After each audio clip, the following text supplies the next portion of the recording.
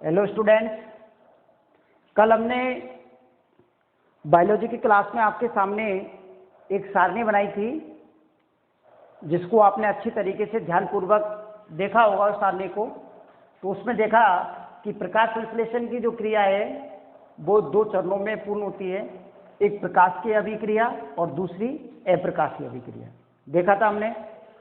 अब अगर हम बात करते हैं प्रकाशीय अभिक्रिया, किसकी बात करते हैं? प्रकाशीय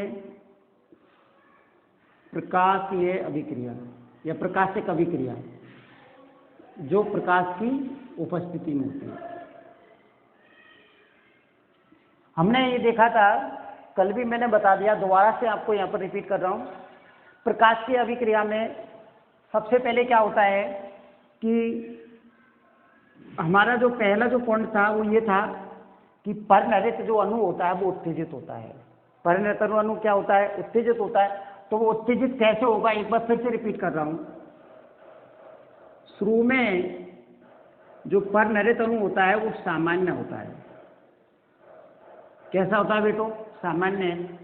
और जब ये फोटोन ऊर्जा को ग्रहण करता है, ये भी हमने पढ़ा दिया है कि प्रकाश जो आता है, प्रकाश की किरण जो आती है, उसमें जो ऊर्जा होती है वो फोटोन ऊर्जा होती है, क्योंकि फोटोन कण पाए जाते हैं। और जब इस फोटोन ऊर्जा को अवशोषित करता है तो ये जो परिणरित अणु होता है, ठीक है बेटा, ये कैसा हो जाता है? उत्तेजित हो जाता है। ये बात हमने पढ़ ली थी। तो एक क्वेश्चन आपका ये हो गया कि परिणरित अणु का उत्तेजित होना। फिर हमारा दूसरा क्वेश्चन था कि परिणरित अणु तो उत्तेजित हो गया, लेकिन जल का जो अपघटन है वो कैसे होगा? प्रकाशीय अपघटन या जलीय अपघटन या फोटोलाइसिस। तो अगली जो हमारी प्रक्रिया है वह है फोटोलाइसिस। एक बार फिर से रिपीट कर रहा हूं। जल का जो अपघटन होता है इसमें महत्वपूर्ण भूमिका निभाते हैं, जैसे Cl- Mg+2Mn, ये जो आयन होते हैं वो जल के प्रकाशीय अपघटन में महत्वपूर्ण भूमिका निभाते हैं। और जब इसका अपघटन होगा तो 2H plus 2 electron plus half O2, ये जल के प्रकाशीय अपघटन की या जलीय अपघटन की अभिक्रिया है। अगर माना हम यहाँ पर दो जल के अणु ले रहे हैं, 2H2O = ये सेम रहेंगे आपके 4H plus 2 electron plus O2। ये देखो डबल है तो 4H हो गया, या 2 इलेक्ट्रॉन है तो 4 इलेक्ट्रॉन, और यहाँ पर हाफ O2 है तो यहाँ पर 4 O2 हो गया। हुई कि नहीं हुई? तो H2O जो जल है उसके जल अपघटन की ये अभिक्रिया है कि जल का जो अपघटन है वो किस प्रकार से होता है? जल का अपघटन हो रहा है और साथ में कौन निष्कासित हो रही है? ऑक्सीजन निष्कासित हो रही है। हो रही है ना? ऑक्सीजन निष्कासित हो रही है। अब देखो अगला, देखो अब बहुत ध्यानपूर्वक आपको देखना है। यहाँ पर ये जो प्रकाश संश्लेषण जो अभिक्रिया होती है, ये जो प्रकाशीय अभिक्रिया होती है, इस अभिक्रिया में जो एक तंत्र है प्रकाश तंत्र, वो भाग लेता है। कौन सा तंत्र है? प्रकाश तंत्र, फोटो सिस्टम। प्रकाश तंत्र PHOTO, फोटो सिस्टम, शॉर्ट में उसको बोलते हैं PA, फोटो सिस्टम।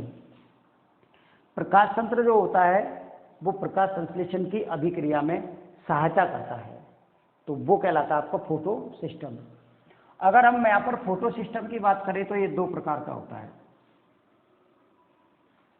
एक तो PS फर्स्ट और एक PS सेकंड। फोटो सिस्टम प्रकाश तंत्र की यदि हम बात करते हैं तो प्रकाश तंत्र दो प्रकार का होता है, एक PS फर्स्ट और एक PS सेकंड, मतलब फोटो सिस्टम फर्स्ट और फोटो सिस्टम सेकंड। PS जो फर्स्ट होता है ये जो फर्स्ट होता है पी एस फर्स्ट, ये पी एस फर्स्ट जो निम्न वर्गीय पादप होते हैं उसमें होता है। किसमें होता है? निम्न वर्गीय पादपों में। अगर हम पी एस सेकंड की बात करते हैं तो उल्टा हो जाएगा इसका। ये किसमें होता है? उच्च वर्गीय पादपों में। किसमें होता है ये? उच्च वर्गीय पादपों में होता है। अगर हम पी एस फर्स्ट की बात करें तो ये चक्रीय होता है, अभी हम पढ़ेंगे। और इसकी बात करें तो ये कैसा होता है? अचक्रीय। क्योंकि पी एस जो फर्स्ट है, जब इस पी एस फर्स्ट से जब इलेक्ट्रॉन निकलते हैं तो वो इलेक्ट्रॉन वापस पी एस फर्स्ट पर ही आ जाते हैं, इसलिए चक्रीय है। और अचक्रीय इसलिए माना है कि जब पी एस सेकंड से इलेक्ट्रॉन निकलेंगे तो वो इलेक्ट्रॉन निकलने के बाद वापस नहीं आते वो इलेक्ट्रॉन, इसलिए कैसा है? अचक्रीय। वो दूसरी जगह चले जाते हैं और यहाँ पर जो इलेक्ट्रॉन आते हैं वो कहीं किसी दूसरी जगह से आते हैं। वो अभी हम पढ़ेंगे इसकी क्रिया विधि, अभी केवल आप ये ध्यान रख लो। पी एस जो फर्स्ट है ये केवल ग्रेना और जो स्ट्रोमा होता है, ग्रेना और स्ट्रोमा, उसमें संपन्न होता है और ये ग्रेना में संपन्न होती है। प्रकाश तंत्र फर्स्ट, प्रकाश तंत्र कौन सा है? फर्स्ट है। फिर इसमें जो प्रकाश तंत्र फर्स्ट होता है इसमें क्लोरोफिल जो ए होता है, तो वो क्लोरोफिल का जो ए है उसका अणु है, अपन कह सकते हैं क्लोरोफिल। क्लोरोफिल ए 700 नैनोमीटर जो है प्रकाश तंत्र फर्स्ट में होती है। 700 नैनोमीटर ये तरंग दैर्घ्य है। तो क्लोरोफिल ए जो 700 तरंग दैर्घ्य है वो पी एस फर्स्ट में काम आती है। और पी एस जो सेकंड होता है वो क्लोरोफिल ए 680, इसको हम पी 680 भी कहते हैं और इसको हम पी 700 भी कहते हैं। पी 680 है और इसमें जो है वो पी कितना है? 700 है। पी 700 प्रकाश तंत्र फर्स्ट में होता है, पी 680 प्रकाश तंत्र किस में होता है? सेकंड में होता है। ध्यान रखना है, पी 700 भाग लेता है इसमें पी 680। 680 जो तरंग दैर्घ्य होती है, नैनोमीटर, नैनोमीटर मतलब तरंग दैर्घ्य की बात कर रहे हैं हम। जो ऐसा वर्णक है, जो वर्णक 680 तरंग दैर्घ्य वाली जितने भी प्रकाश आएगा उस सबको क्या कर लेगा? वो अवशोषित कर लेगा और अवशोषित करके उत्तेजित हो जाता है और इलेक्ट्रॉनों को उत्सर्जित करता है। ये 700 तक तरंग दैर्घ्य को, आने वाली जो प्रकाश की तरंग दैर्घ्य 700 तक, उसको अवशोषित करने का काम करता है पी 700। अब इधर ध्यान दो, जब ये समझ में आएंगे कि पी 700 पी 680 कैसे होता है, तो एक बार फिर से देखो।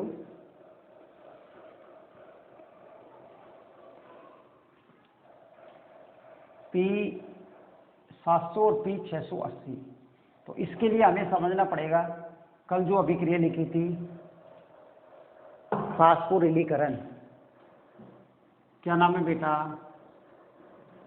फास्फोरिलीकरण। क्या नाम है? फास्फोरिलीकरण या फास्फेटीकरण।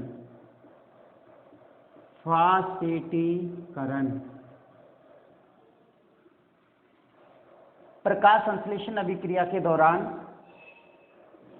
एटीपी निर्माण, अब एटीपी जो निर्माण होगा वो एडीपी से होगा, एडिनो डाइफास्फेट, एडिनो ट्राइफास्फेट। तो प्रकाश संश्लेषण में एडीपी से एटीपी निर्माण की जो प्रक्रिया है वो फास्फोरिलीकरण कहलाती है। एडीपी से एटीपी के निर्माण की प्रक्रिया फास्फोरिलीकरण कहलाती है। और ये जो फास्फोरिलीकरण होता है वो दो प्रकार का होता है। कितने प्रकार का होता है? दो प्रकार का। एक तो होता है अचक्रीय फास्फोरिलीकरण, अचक्रीय फास्फोरिलीकरण। और दूसरा जो होता है वो होता है आपका चक्रीय फास्फोरिलीकरण। चक्रीय फास्फोरिलीकरण। दूसरा कौन सा है? चक्रीय फास्फोरिलीकरण। अचक्रीय फास्फोरिलीकरण और चक्रीय फास्फोरिलीकरण। अचक्रीय और कौन सा है? चक्रीय फास्फोरिलीकरण। ये जो चक्रीय फास्फोरिलीकरण होता है इसमें पीएस फर्स्ट भाग लेता है, पीएस फर्स्ट। और अचक्रीय फास्फोरिलीकरण जो होता है इसमें पीएस फर्स्ट व पीएस सेकेंड दोनों ही भाग लेते हैं। इसमें पीएस फर्स्ट और इसमें पीएस फर्स्ट और पीएस सेकेंड दोनों ही भाग लेते हैं। प्रकाश तंत्र फर्स्ट और प्रकाश तंत्र सेकेंड, और इसमें प्रकाश तंत्र फर्स्ट भाग लेता है चक्रीय फास्फोरिलीकरण में। अब क्या होता है इसमें चक्रीय फास्फोरिलीकरण में? देखो, आप गौर से देखो, यहां पर बना रहा हूं मैं, बहुत ध्यान से देखना है। दिखाई तो दे रहा है ना आप सभी को?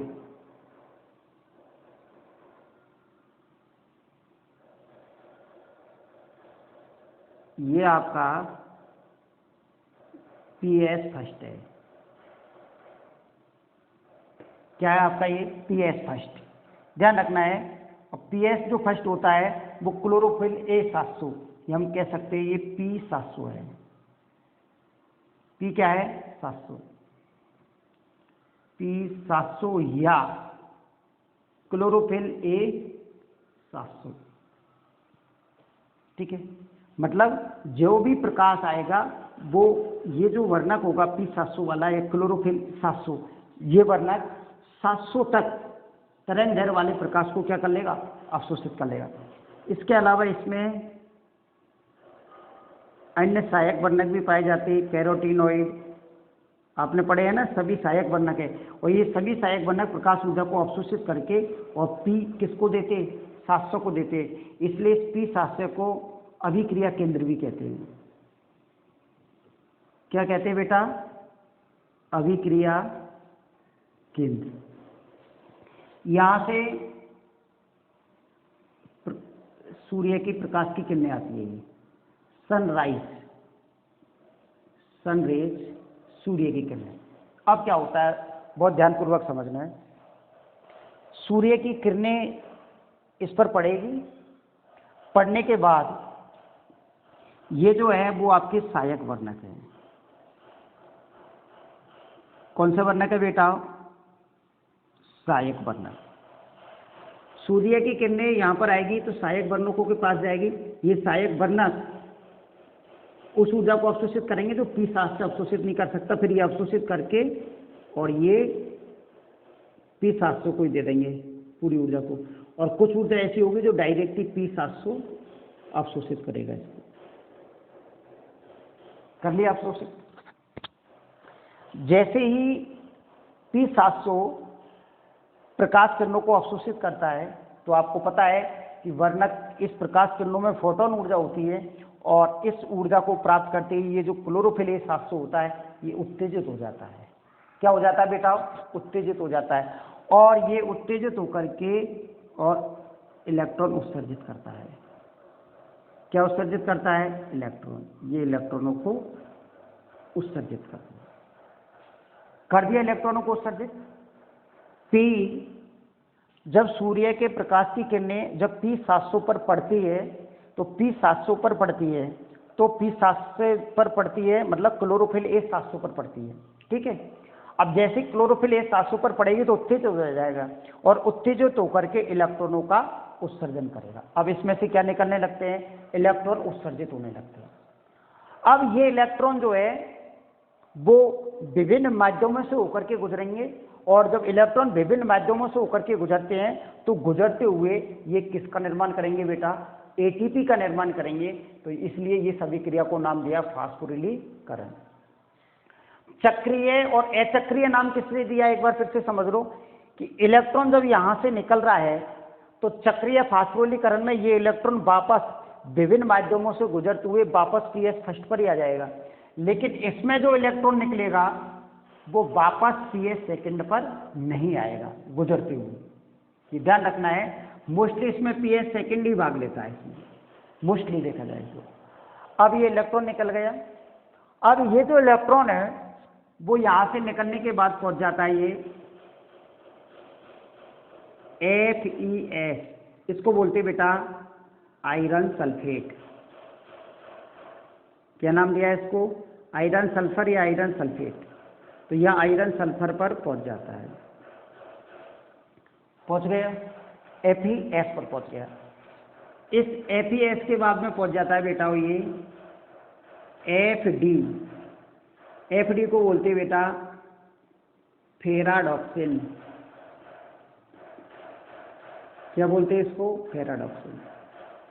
क्योंकि इलेक्ट्रॉन जो यहाँ से उत्सर्जित होता है वो विभिन्न माध्यमों से होकर के गुजरता है। पहुंच गया फेराडॉक्सिन। अब फेराडॉक्सिन से ये जो इलेक्ट्रॉन है वो आता है आपका साइटोक्रोम B6। साइटोक्रोम किस पर आता है? B6 पर। ये साइटोक्रोम B6 है और साइटोक्रोम B6 से आता है ये साइटोक्रोम S। ये विभिन्न प्रकार के माध्यमों से होकर के गुजरता है और साइटोक्रोम जो F है, इस साइटोक्रोम से F से फिर ये आता है आपका PC, प्लास्टोसाइनिन। क्या बोलते हैं बेटा इसको? प्लास्टोसाइनिन। क्या बोलेंगे इसको? प्लास्टोसाइनिन। अब देखो इधर एक बार फिर से समझो, हम चक्रीय फास्फोरिलीकरण पढ़ रहे हैं, बहुत ही मोस्ट है ये एग्जाम की दृष्टि से, बिल्कुल वेरी वेरी इंपॉर्टेंट, बहुत ही ज़्यादा BBBM, वेरी वेरी महत्वपूर्ण, मोस्ट। सूर्य की प्रकाश की किरणें जब P700 पर पड़ती है, ये सहायक वर्णक है, तो P700 या क्लोरोफिल A उत्तेजित होता है और इलेक्ट्रॉनों को उत्सर्जित करता है। ये इलेक्ट्रॉन विभिन्न माध्यमों में होकर के गुजरते हैं। इलेक्ट्रॉन FeS से फेराडॉक्सिन, फेराडॉक्सिन से साइटोक्रोम B6, साइटोक्रोम F और प्लास्टोसाइनिन। और प्लास्टोसाइनिन से होते हुए ये 2 इलेक्ट्रॉन ही चल रहे हैं सभी जगह, 2 इलेक्ट्रॉन है ये मार्ग है इलेक्ट्रॉनों का। और प्लास्टोसाइनिन से होते हुए ये इलेक्ट्रॉन वापस कहाँ पर आ जाते हैं? P700 पर आ जाते हैं। ये यहाँ से इलेक्ट्रॉन चलना प्रारंभ हुआ, विभिन्न माध्यमों से गुजरते हुए P कहाँ पर आ जाते हैं? 700 पर आ जाते हैं। इस रास्ते में आपका जो साइटोक्रोम B6 और साइटोक्रोम S है, यहाँ पर ये जो ADP होता है, इस ADP प्लस P, तो यहाँ पर एक ATP का क्या होता है? निर्माण होता है। ADP से ATP का निर्माण होता है। तो हमने यहाँ पर पढ़ा है ADP से ATP के निर्माण की प्रक्रिया फास्फोरिलीकरण कहलाती है। इस प्रकार का जो फास्फोरिलीकरण है वो चक्रीय फास्फोरिलीकरण है, क्योंकि इलेक्ट्रॉन जहाँ से निकलता है उसी स्थान पर लौटकर वापस आ जाता है। आ गया उसी स्थान पर लौटकर वापस, इसलिए इसको चक्रीय फास्फोरिलीकरण कहते हैं। इलेक्ट्रॉन विभिन्न माध्यमों से गुजरते हुए किसका निर्माण करता है बेटा? ATP का निर्माण करता है। कर लिया ATP का निर्माण, ये तो हो गया आपका चक्रीय। इसी प्रकार से यहाँ पर कौन सा आता है आपका? अचक्रीय। इधर देखो, बहुत ध्यान से देखना है चक्रीय को। यह आपका अभिक्रिया केंद्र, ये जो अभिक्रिया केंद्र है ये P680, ये कह सकते हैं क्लोरोफिल A 680, और ये आपके हो गए सहायक वर्णक। ये सनरेज, सूर्य के प्रकाश की किरणें, ये आपके हो गए सहायक वर्णक। ये आपका अभिक्रिया केंद्र हो गया। जैसे ही प्रकाश की किरणें यहाँ पर पड़ती है तो इलेक्ट्रॉन क्या होते हैं? उत्सर्जित होते हैं। क्या होते हैं? इलेक्ट्रॉन उत्सर्जित हो गए, इलेक्ट्रॉन उत्सर्जित। अब ध्यान देना, बहुत ही गहराई की बात है। ये इलेक्ट्रॉन जिस प्रकार से यहाँ पर विभिन्न माध्यमों से होकर के गुजरते हैं, उसी प्रकार से इलेक्ट्रॉन यहाँ पर भी विभिन्न माध्यमों से होकर के गुजरेंगे। सबसे पहले आएंगे ये ये हो गया आपका CO। CO के पास पहुंच गए। CO के पास पहुंचते हुए फिर ये पहुंचेंगे PQ। PQ को बोलते हैं प्लास्टोक्विनोन। प्लास्टोक्विनोन, ये प्लास्टोक्विनोन PQ, CO और फिर पहुंच गए किस पर? PQ पर। PQ के बाद ये पहुंचते हैं आपके साइटोक्रोम B6 और साइटोक्रोम B6 से साइटोक्रोम S। और इस दौरान जो ADP होता है उस ADP से किसका निर्माण होता है? ATP का। मतलब PQ और साइटोक्रोम जो B6 है इन दोनों के बीच में ATP का निर्माण होता है। हो गया ATP का निर्माण।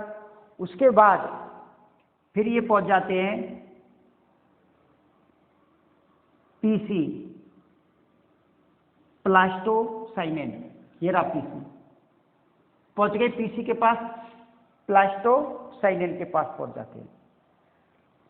पहुंच गए प्लास्टोसाइनेन के पास। अब ध्यान देना है बहुत ही गहराई की बात, ये आपका चक्रीय फास्फोरिलीकरण है। अब प्लास्टोसाइनेन के पास पहुंचते हुए आपको पता है कितने इलेक्ट्रॉन है? ये 2 इलेक्ट्रॉन चल रहे हैं।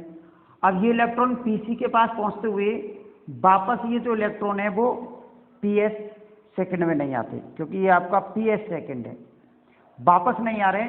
और इन PC से इन इलेक्ट्रॉनों को ग्रहण कर लिया जाता है PS फर्स्ट के द्वारा। किसके द्वारा ग्रहण कर लिया जाता है? PS फर्स्ट के द्वारा ग्रहण कर लिया जाता है।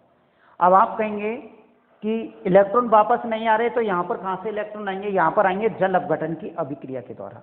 क्या होगा जल अपघटन की अभिक्रिया? H2O equal to 2H plus 2 electron plus half O2 plus क्या होगी? Half O2। और ये जो इलेक्ट्रॉन होते हैं ये इलेक्ट्रॉन यहां पर काम में आते हैं। यहाँ जल अपघटन होता रहता है, इलेक्ट्रॉन यहाँ पर काम में आते हैं, और ये जो इलेक्ट्रॉन होते हैं वो PS किस में चले जाते हैं? फर्स्ट में चले जाते हैं। इसके बाद क्या होगा? कैसे आगे चल करके और ज़्यादा ATP का निर्माण करेंगे? PS फर्स्ट देख लिया, अब मैं इसको मिटा रहा हूँ थोड़ी देर। ये इलेक्ट्रॉन जब PS फर्स्ट के द्वारा ग्रहण कर लिए जाते हैं तो ये इलेक्ट्रॉन पहुँच जाते हैं APS से होते हुए कहाँ पर पहुँच जाते हैं? फेराडॉक्सिन पर पहुँच जाते हैं। पहुँच गए इलेक्ट्रॉन। अब फेराडॉक्सिन पर जब ये इलेक्ट्रॉन पहुंच जाते हैं, अब यहां से आगे की कहानी क्या होती है?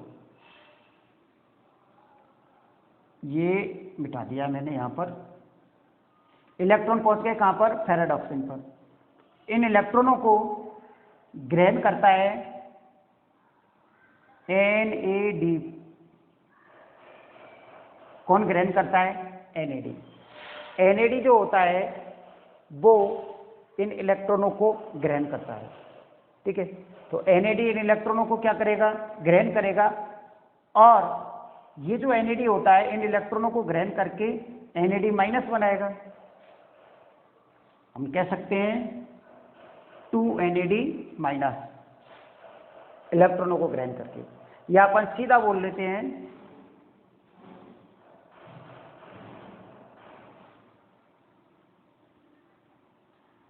NAD और P। ये NADP इन इलेक्ट्रॉनों को ग्रहण करता है, और NADP वहां से इलेक्ट्रॉनों को ग्रहण करके और यहां से करता है ये H प्लस आयनों को प्लस 2H प्लस, और बनाता है NADPH2।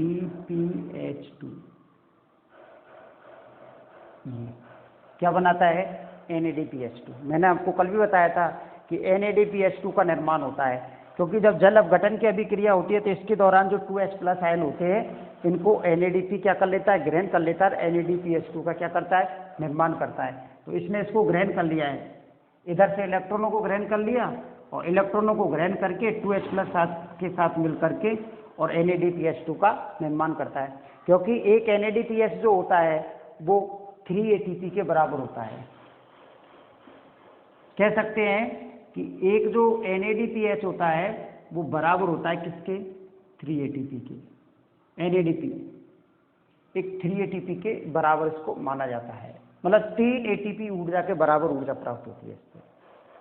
तो आप यहाँ पर देख रहे हैं इलेक्ट्रॉन यहाँ से गया, CO, PQ, cytochrome B6, 1 ATP का निर्माण यहाँ पर हो गया, फिर PC के बाद में PS फर्स्ट ने ग्रहण कर लिया, फिर इलेक्ट्रॉन FeS, फेराडॉक्सिन से इलेक्ट्रॉनों को ग्रहण कर लिया NADP ने इलेक्ट्रॉनों को ग्रहण करके और 2H के साथ क्रिया करके NADPH2 ऊर्जा का निर्माण कर लिया। तो यहाँ पर ऊर्जा बन गई, लेकिन ये जो इलेक्ट्रॉन गया वो वापस लौट करके यहाँ पर नहीं आया। तो यहाँ पर जो इलेक्ट्रॉन आया वो कहाँ से आया? जल अपघटन की अभिक्रिया के दौरान आया। तो ये बहुत ही मोस्ट क्वेश्चन है आपका, चक्रीय फास्फोरिलीकरण और अचक्रीय फास्फोरिलीकरण। तो आज हमने बस इतना ही पढ़ेंगे, काफ़ी लंबा टाइम हो गया है, तो इनको आप अच्छी तरीके से बना लेना। अगर जो थ्योरी आपको भेजते हैं अगर उसमें कुछ समझ में नहीं आ रहा तो आप अच्छी तरीके से वीडियो को देखना, और वीडियो को देखते हुए जहाँ भी कुछ मिसप्रिंट है उसमें थ्योरी में, तो इसके हिसाब से आप उसको सही कर लेना, अच्छी तरीके से उसका नामांकन कर लेना। Thank you.